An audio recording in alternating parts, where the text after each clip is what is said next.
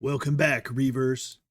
In this episode, we will briefly cover some of the rules and mechanics related to magic and psychic ability.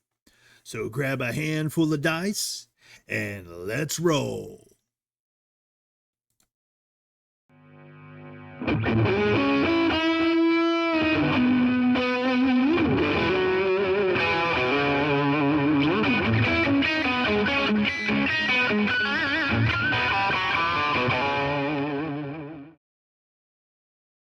In the previous videos, we cleaned out this chamber of mutant dogs. We managed to disarm this bear trap and unlock this door.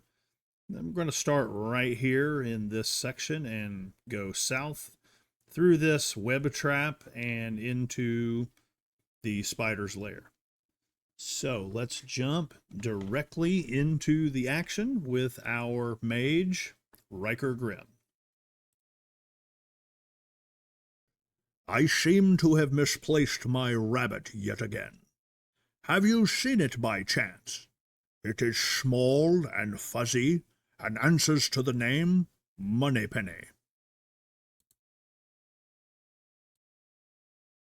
Making his way to the dimly lit intersection, Riker Grimm will take a moment and look for signs of his rabbit and anything else that might be of interest in this area. And the way we're going to do that is with the look action. Roll 1d20 and add +1 from his physical stat, and we will compare it to the chart. So 1d20 plus 1. 4 plus 1 is 5.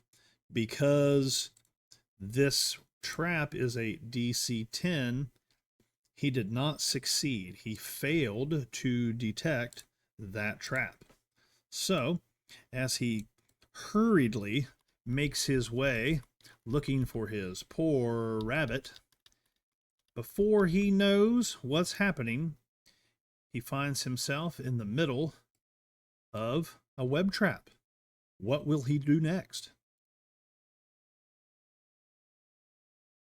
I've moved the camera around a little bit so we can get a better shot of all the action. We'll talk about traps and grapple rules.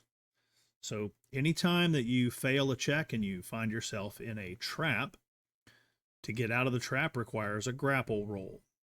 So it requires a 1d20 plus your physical stat compared to the DC. So this web trap is a DC 10. So we need to meet or beat a DC 10. On a hit, we get out. On a critical hit, we'll have advantage on the very next action, which could be very beneficial. In the event that we fail, we will alert any nearby enemies. Now, this is a giant spider web trap. I wonder what kind of nearby enemies might be lurking in the darkness. And on a critical fail, not only do we alert enemies, we're going to end up dropping a valuable piece of our equipment. So let me get the rules out of the way. Let's grab this 1d20 plus 1 and compare it to a DC 10. Oh no. So I rolled a 4 plus 1 is 5. I'm struggling with the webs and I'm making a bit of noise. We alert a nearby enemy. So down here at the far end is giant mutant spider. Let's see what happens next.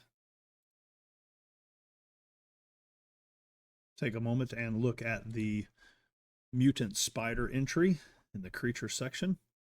They have 6 hit points and a speed of 4, and they have a web attack. There is some flavor text here, but we will ignore that for now as it is not relevant to the demonstration of mechanics. What I will do is scroll to the top to the creature matrix so I have everything in one place for quick reference. So with one failed attempt to escape from the web trap, we have alerted the giant mutant spider to our position. I will have to make another grapple check to see if I can escape the trap. So it is a 1d20 plus 1. I must beat or meet a DC of 10. Let's see what the dice gods have in store. Outstanding.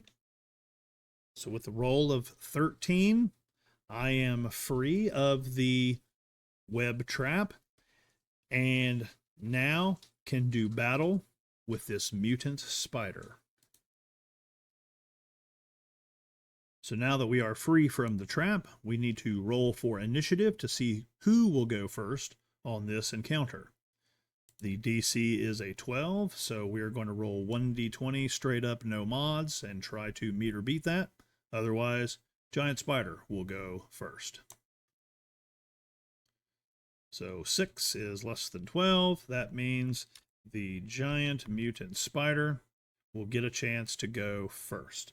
So let's reset the camera and check some distances.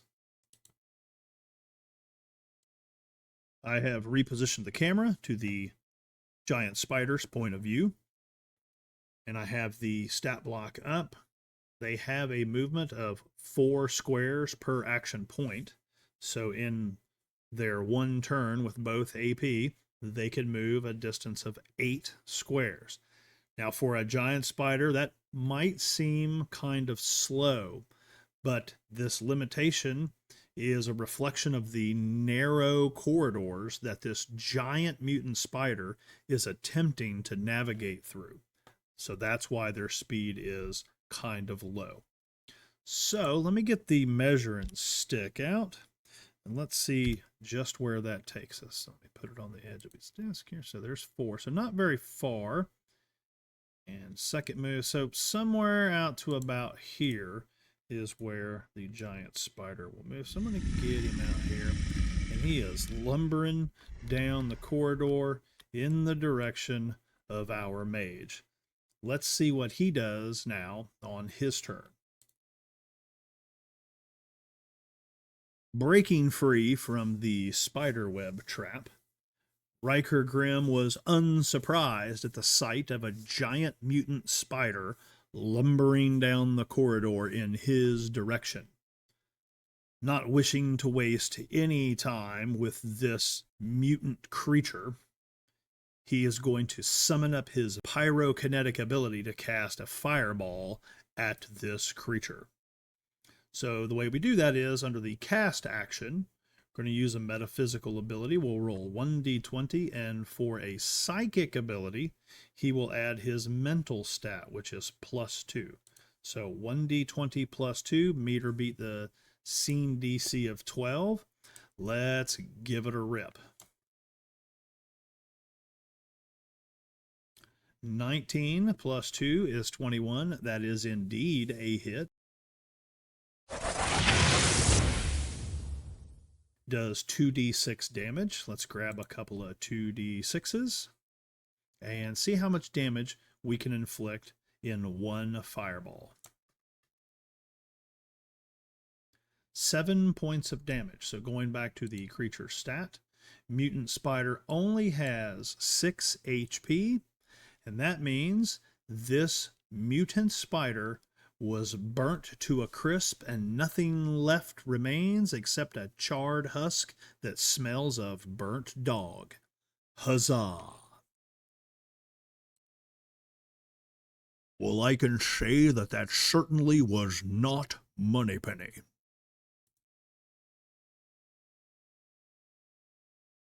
And with the successful casting of Fireball, the giant spider is no more. Bringing the encounter to a close, we now need to update Riker Grimm's character sheet to reflect the spending of his meta points to cast Fireball. So I will go in and reduce meta point by 1. So he is all set for the next adventure, whatever that encounter may be.